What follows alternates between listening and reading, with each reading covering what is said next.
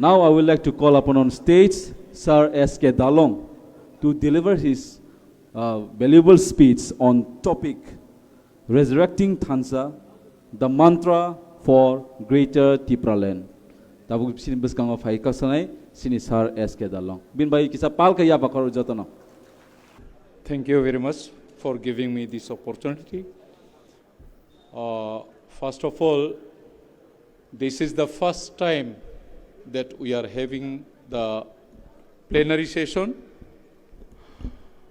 খুবই আনন্দিত, and what was I expecting exactly we have heard and got so many points, important points.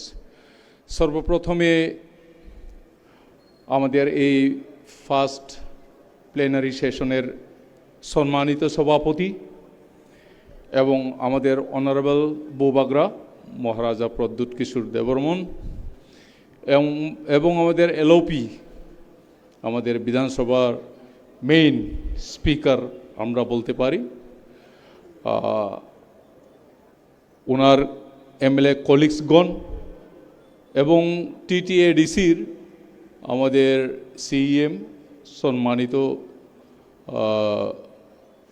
ব্যক্তি এবং ওনার colleagues EM এবং এমডিসিগণ এবং এক্স মিনিস্টার এবং এক্স এমএলএ আর আগত state level, district level, block level গণ্যমান্য ব্যক্তি, everybody, I welcome and thanks to you all. আমি বেশি দীর্ঘায়িত করব না. I'll speak a very few regarding about resurrection of Thansa, and another one is the mantra of Greater Tipra land.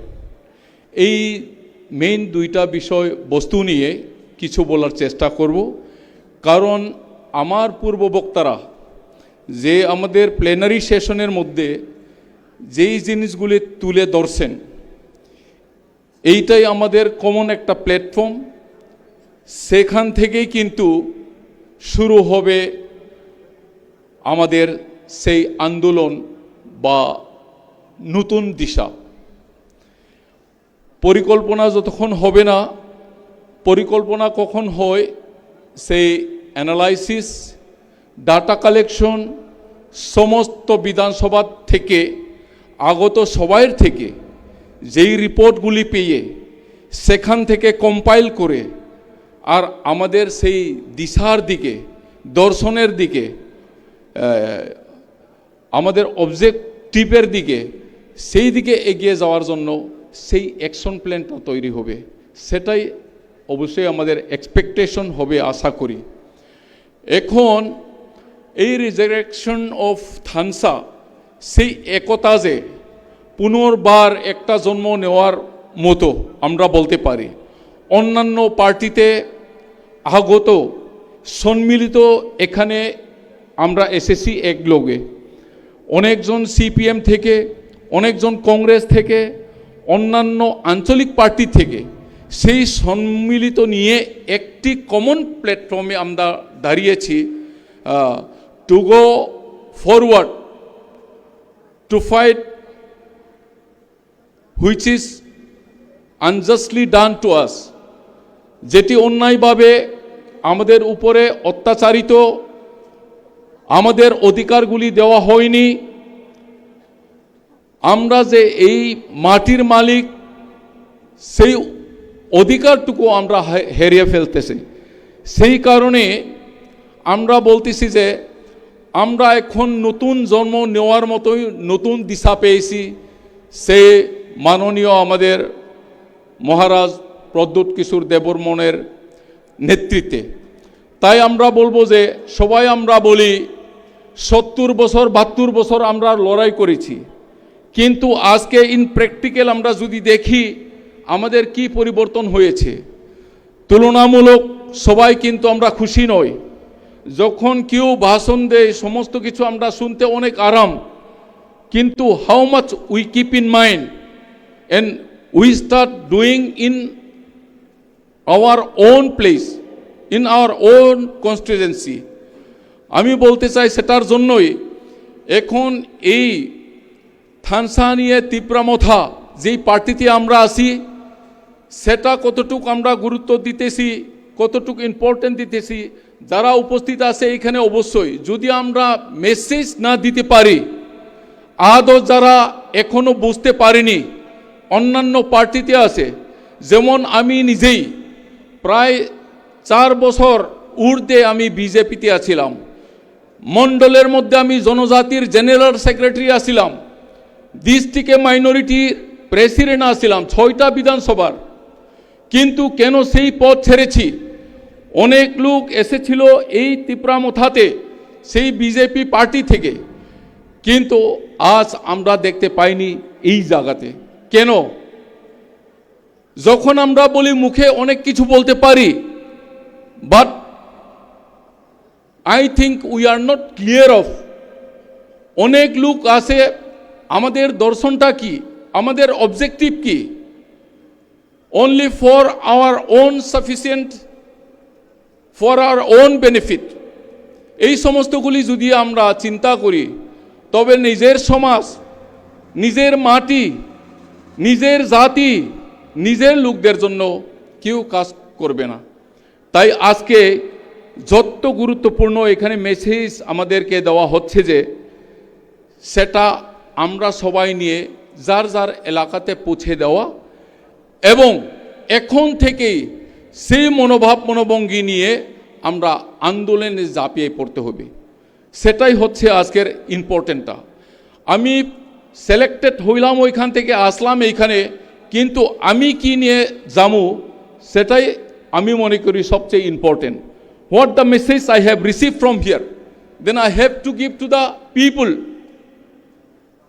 It should not remain in yourself, it has to spread out. We have to bring, we have to make them understand the people. That is the main objective of having so much expenditure, so much difficulties.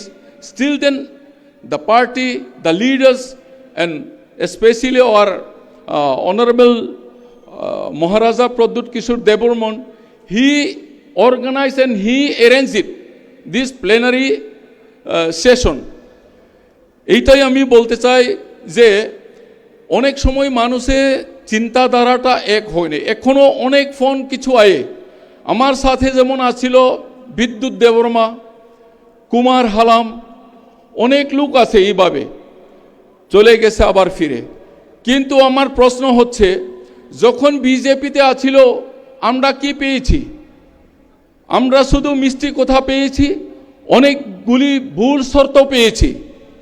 In practical, what they implement for our own people, our expectation was what the promise was given. ইস্তিহারের মধ্যে অনেক কিছু দেওয়া হচ্ছিল, direct fund দিবে, territorial council দিবে, মোর পাওয়ার দেওয়া হবে, যে যে মেইনগুলি যে কথা শর্ত দেওয়া হচ্ছিল বেশিরভাগ আমাদের এসটি লোকদেরকে একটাও ইমপ্লিমেন্টেশন করা হয়নি।